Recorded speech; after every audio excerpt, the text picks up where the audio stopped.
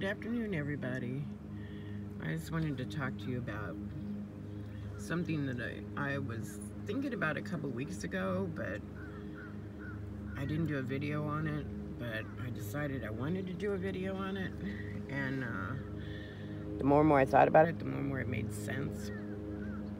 So, when they started with all these reality videos, it seemed like people were so excited about them. And they still are. Their ratings have gone up. I haven't looked at the stats, but I'm sure they're up there pretty high, because it seems like when I talk to people, that's all they want to talk about is stupid reality shows. And you know, not only what it does to our society and to our children on what they want to be when they get older, like the Kardashians and stuff like that, or the most ridiculous show, The Bachelor, and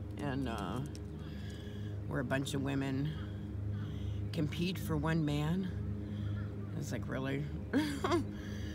But talk about making yourself look desperate and foolish and just flat out ridiculous.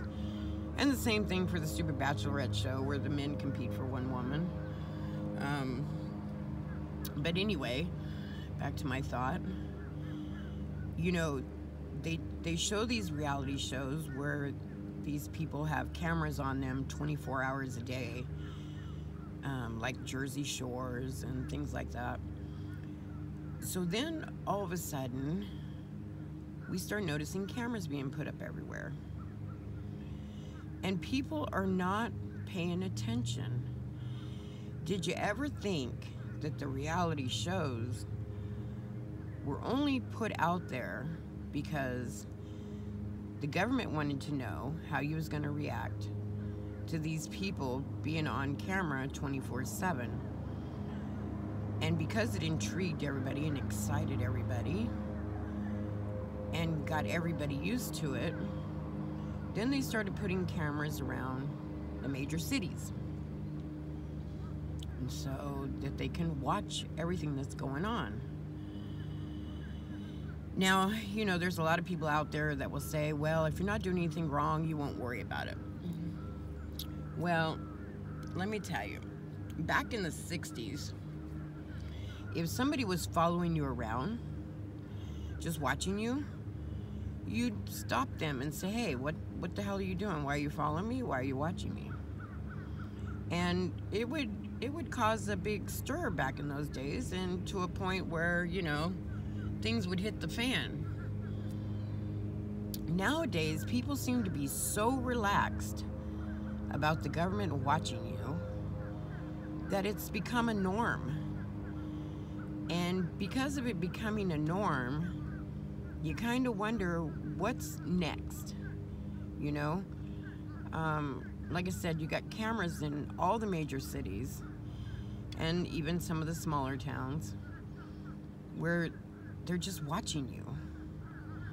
It kind of creeps me out. I don't want somebody watching me 24/7. I'm not in a major city. I live out in the country, but I go into a smaller city, or a medium-sized city, I guess, and get supplies and then come back home.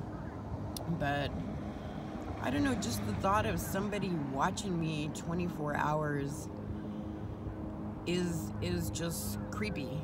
You know, you already know that they're watching us on the internet and in our emails and in our phone calls.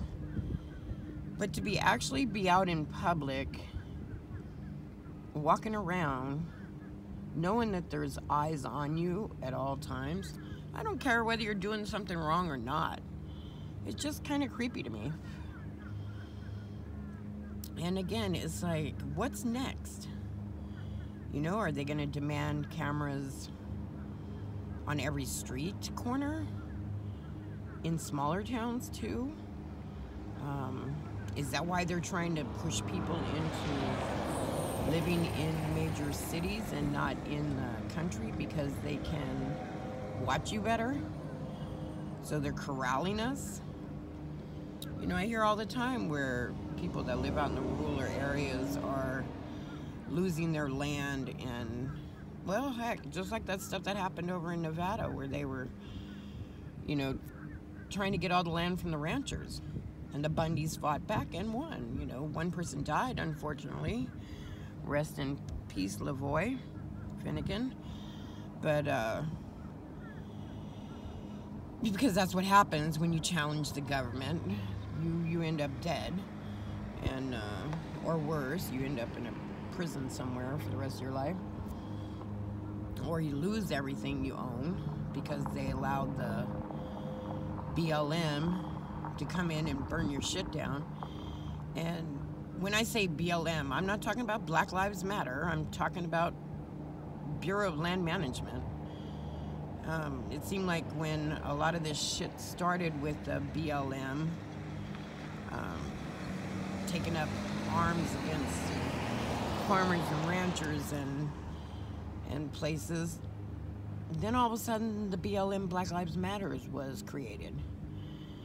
Was it a creation for distraction? You never know. But I mean, I've seen ranchers in Texas and Arizona and Nevada, Oregon, you know, all have problems with their land because of BLM. And then all of a sudden Black Lives Matter was created. Now, was a Black Lives Matter movement necessary? Yeah, I think so. But I don't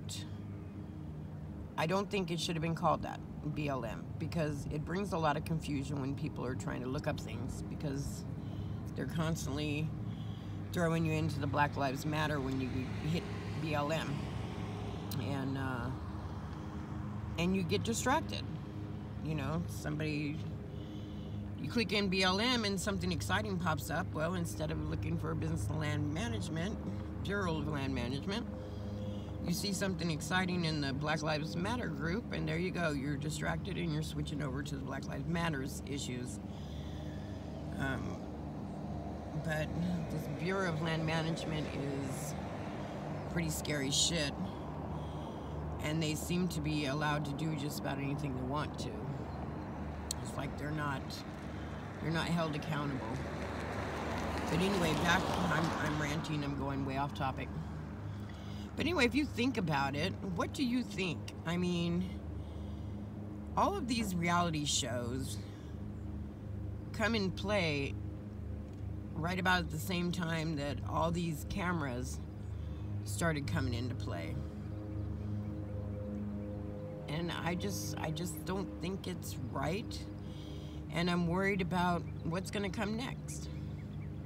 So I don't know, think about it, let me know what you think. And I will talk to you guys later. And, oh, by the way, I forgot to say anyways, because I love saying that in my videos. So I will talk to y'all later. Love you. Love you all. Bye.